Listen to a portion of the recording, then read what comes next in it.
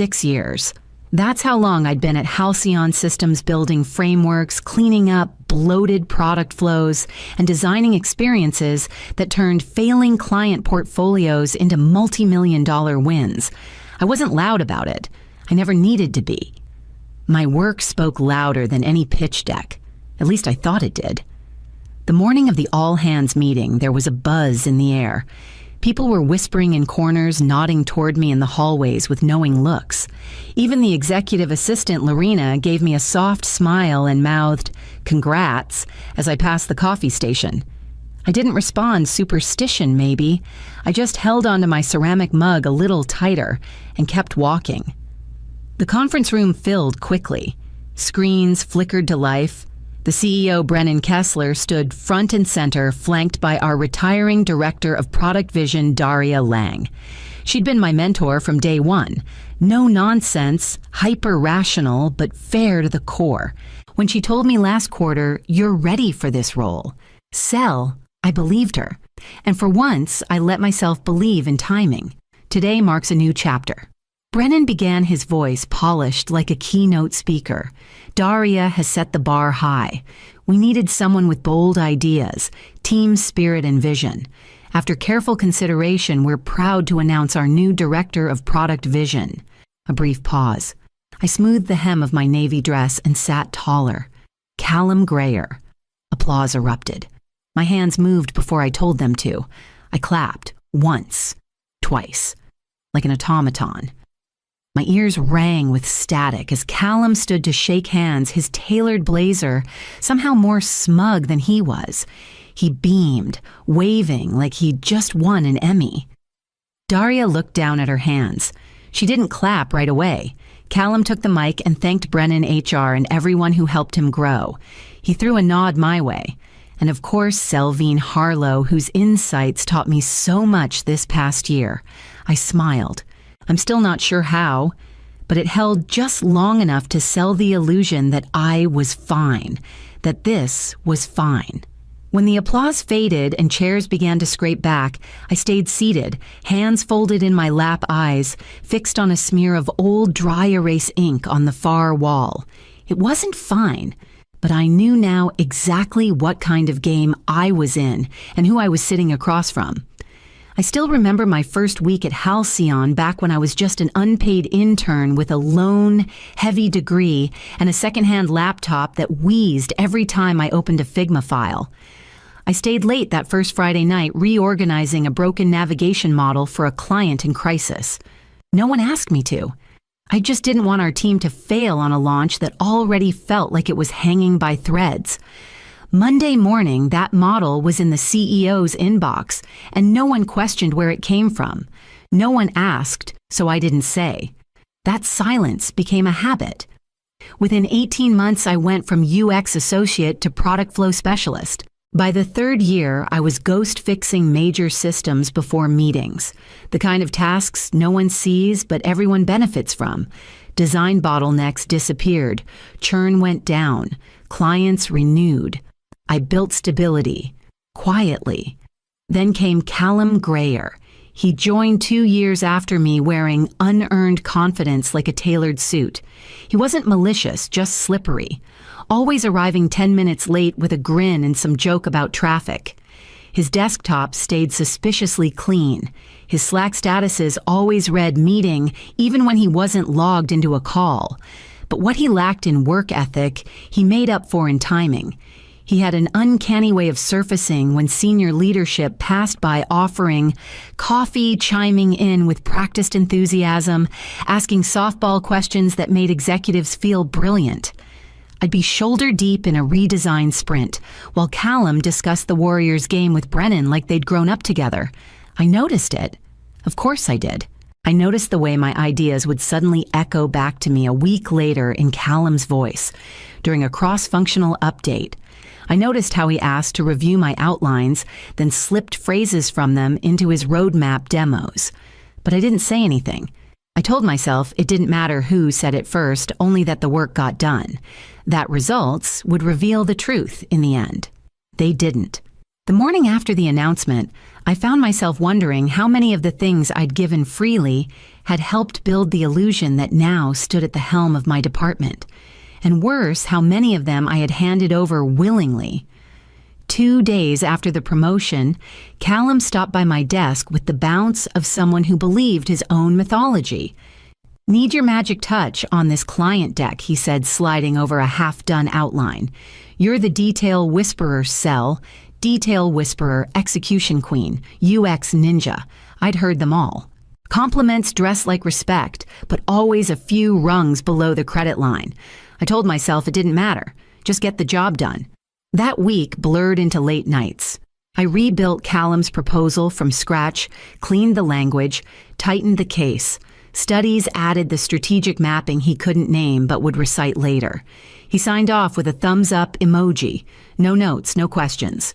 When Friday came, we kicked off the new client partnership with a full leadership summit. Callum, now Director Grayer, stood at the front of the glass-paneled boardroom in a fresh navy suit and slick hair that hadn't met a late night. Excited to present a vision I've developed over the past few weeks, he began clicking into the first slide. My timeline, my UX projections, the roadmap I had spent 14 days building layer by layer, pain point by pain point, based on months of feedback analytics and first-hand research. He walked through every beat like he had lived it, nodded at the parts I had agonized over, joked about how hard it was to get stakeholder buy-in, then smiled right at me as if we were in on the performance together. No one questioned it. They clapped when he finished. Brennan called it exactly the kind of clarity we need. Callum basked in it like he'd authored the alphabet. Afterward, he leaned down beside me and murmured, "Couldn't have done it without you." Then he walked off, already fielding new calendar invites. I sat in that same chair long after the room emptied fingers on my notepad, but not moving. I had built the scaffolding, the skeleton, the skin, and now I was watching my own work walk around into someone else's suit. And I knew then it wouldn't stop there. It happened by accident. I was walking past the east hallway toward the UX lab when I heard my name. "Selvine, she's brilliant," no doubt Callum was saying. His voice carried that casual humility he used like seasoning, measured, persuasive, always performative. But between us, I'm starting to worry she's having trouble adapting. She's been resistant to collaboration lately, struggling to scale. I froze just outside the conference room, heart thudding. "Struggling," he repeated, lowering his voice. "We're trying to move fast. Her solo approach. It's not sustainable at the leadership level." The other voice belonged to Mia, our VP of product. She gave a non-committal, the kind that could tilt either way. Papers shuffled, laughter followed. Then the sound of a coffee mug being lifted, casual, effortless erosion. I kept walking. By the time I reached the elevator, I wasn't sure if I was more angry or embarrassed. He wasn't just taking credit anymore. He was priming them for my removal, chipping away at my credibility in quiet rooms, framing my precision as inflexibility, my autonomy as dysfunction. And it was working. That week, I was suddenly removed from a beta testing initiative I'd been leading for months. Mia reassigned it to Callum's team. The reasoning, we need cross-functional leadership now. No one looked me in the eye when they told me. Even little things shifted. Meeting invites stopped, including me by default. A junior designer I'd mentored was moved under Callum's wing with the note that he needed more visibility. It all felt engineered. Too precise to be coincidence, too familiar to be accidental. I went home that Friday with a migraine behind my eyes and a tension knot in my neck that wouldn't release. I lay in bed staring at the ceiling, calculating timelines in my head, how long it would take, at this rate, for my role to become redundant, not terminated, just quietly erased. I'd seen it happen to others. The work slowly reassigned, the projects diverted, the narrative rewritten in meeting rooms you were no longer invited to. I had always believed loyalty earned protection. Now I understood loyalty only protects those who know how to weaponize it. The HR email arrived at 9:07 a.m. on a Tuesday. "Hi, Selvine." As part of our quarterly talent audit, we're collecting performance reviews from leadership. You've been selected for early cycle feedback. Please schedule a check-in with your direct manager this week. My stomach tightened. Random, they called it. Callum acted surprised when I brought it up. Oh, right, he said, scrolling through his phone. Yeah, let's knock that out Wednesday. Should be quick. We met in one of the glass cubes they called collaboration pods. He didn't bring notes. You're solid, he said, leaning back. Execution-wise, you're top tier. Consistent, reliable, execution-wise. Nothing about strategy, nothing about vision, nothing about the roadmaps I'd built, the frameworks he now recycled weekly. Just that I executed well like a printer or a plugin. I stared at him as he rattled off generic HR-safe phrases. Valuable asset, strong performer, bit independent, but that's your style, right? Later that afternoon, I passed by the exec lounge and caught sight of a slide deck on Callum's tablet. I knew that shade of green. I had built that campaign, every data model, every audience cluster. The final framework hadn't been shared yet, except with him. He was about to present my unreleased work as his own again, and this time there'd be no trail. The files had come from me, yes, but clean, complete, and internal, nothing traceable, unless I made it traceable. That night, I opened the original project folder and created a decoy version, subtly incorrect user data, mislabeled cohorts, projections that looked reasonable but would unravel under scrutiny. Harmless enough not to derail the company, but visible enough to cause confusion in the room. I renamed it just like before, sent it to him in our usual shared folder. Even added a "let me know if you have questions" message, just to keep things familiar. He replied with a thumbs-up emoji. I stared at the screen for a long moment after the notification faded. If he was going to keep stealing from me, I wanted to know exactly how far he'd go when no one was watching. The board presentation was scheduled for Thursday morning, 10 a.m. sharp. Brennan himself had cleared his calendar for it, which meant pressure, visibility, consequences.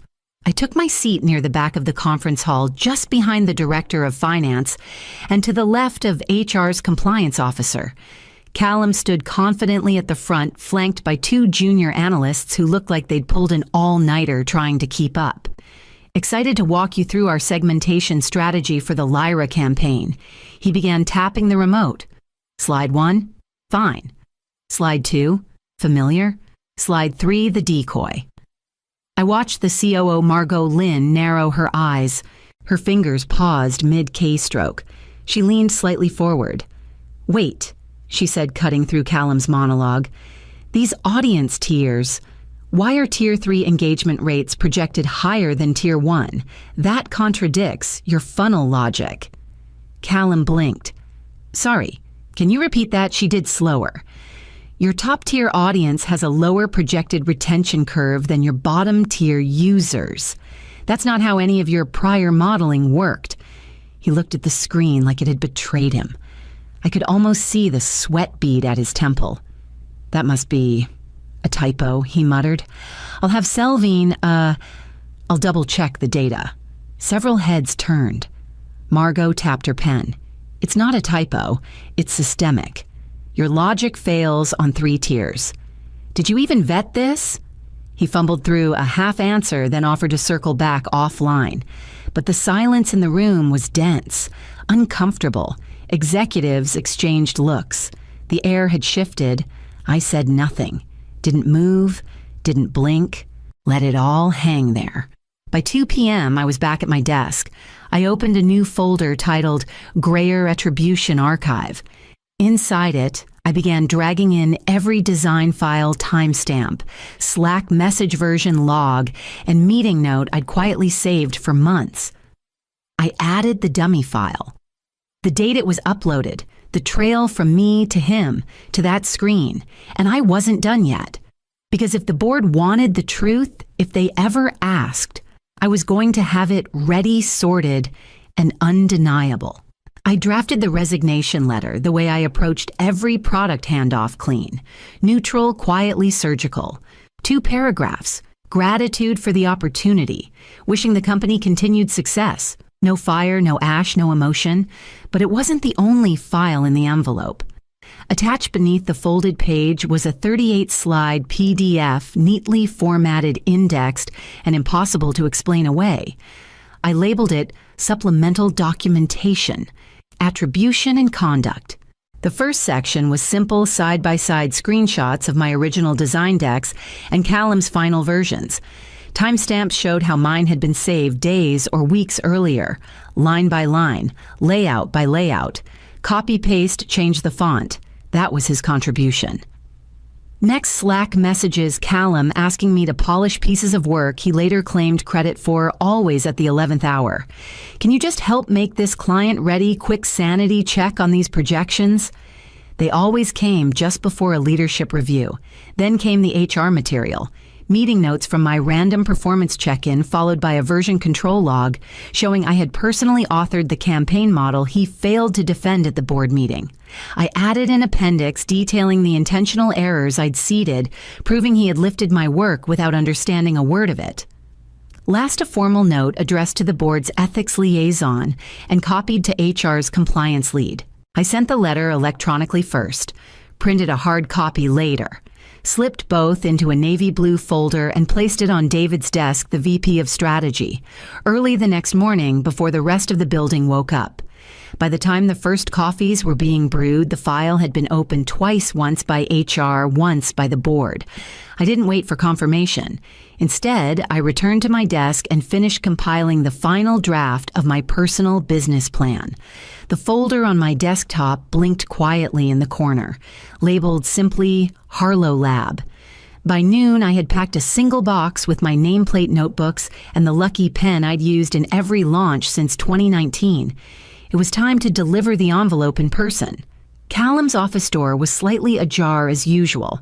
He liked people to see him leading, though most of his leadership involved pacing during phone calls or repeating phrases he'd overheard in meetings. I knocked once out of courtesy and stepped in. He didn't look up right away. "Give me a sec. Almost done with something big," he said, waving me forward with a flourish of his pen. Then he glanced up, saw the folder in my hand, and smiled. "Ah," he said, leaning back. "You're doing the smart thing. Fresh start, yeah. Probably for the best. The culture here, it's not always easy for, solo players." I said nothing. Just placed the folder on his desk. He tapped it once. Well, could have had it all sell. But hey, not everyone's cut out for politics. He opened the folder and skimmed the top page. His lips curled into a knowing smirk until they didn't. As he turned to the second document, the smile stalled. His brow furrowed. The room shifted. Flip, flip. Hands slower now, brows knit tight. By page 6, his jaw had gone slack. By page 10, he looked like someone had unplugged him from the wall. Is this a joke?" he asked, voice thin. "You sent this to HR." I gave him a small smile. Not wide, not smug, just enough. "It's already with the board." He blinked rapidly as if trying to reset the room. "Selvine, come on. This isn't how you handle things." "No," I said, turning to leave. "But it's how I handle you." I closed the door gently behind me. Back at my desk, I didn't open my inbox or check my messages. I unplugged my personal phone charger, slipped it into my bag, and picked up the box I'd packed earlier. Jessica passed by, gave me a curious glance. I nodded once. By the time I reached the elevator, a meeting had already been scheduled between HR and the board's ethics chair. I stepped inside, pressed the lobby button, and didn't look back. I was out the door before noon, walking past the Halcyon Systems logo, one final time with a box under my arm and a strange stillness in my chest. Not triumph, not regret, just clarity.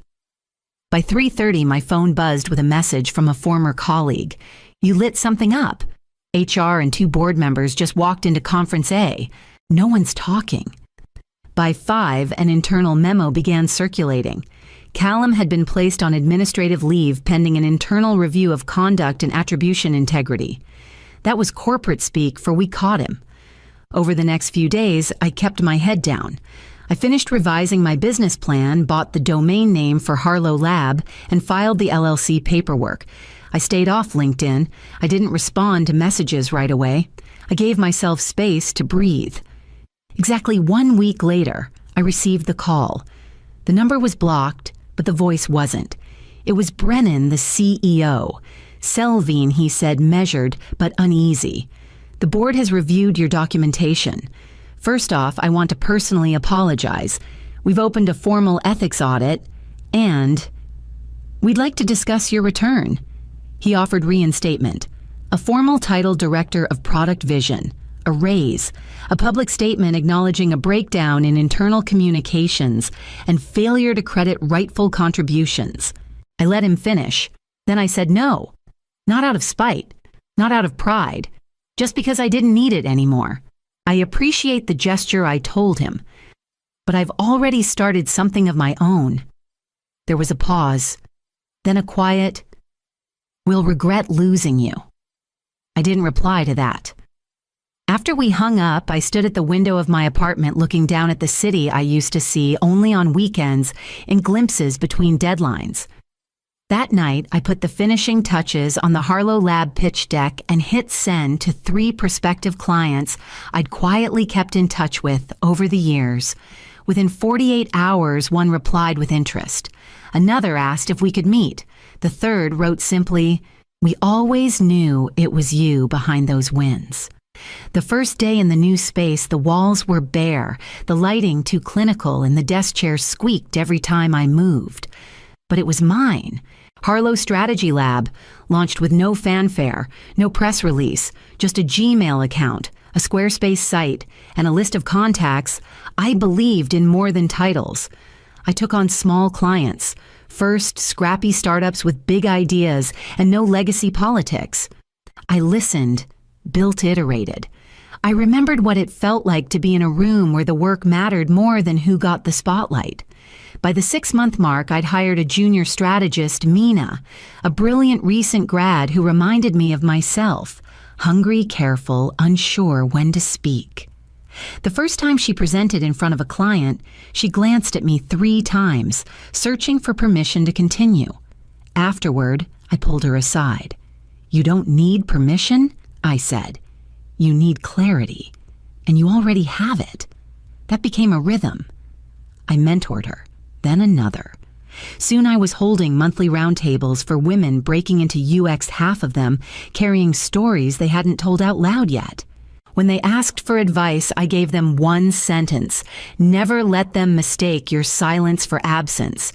Because that's what I had done for too long. Waited for merit to speak louder than ego. Waited for credit to come from work alone. Now I teach them differently. To document, to speak, to build their own. One quiet afternoon between calls, a message came in from a former enterprise client. "We always knew it was you. Just wanted you to know." I stared at that sentence for a while. It didn't need a reply. The weight I used to carry the need to be recognized had shifted. I didn't need the old building or the old title. I had this one, the one with my name on the door, and this time no one could take that away.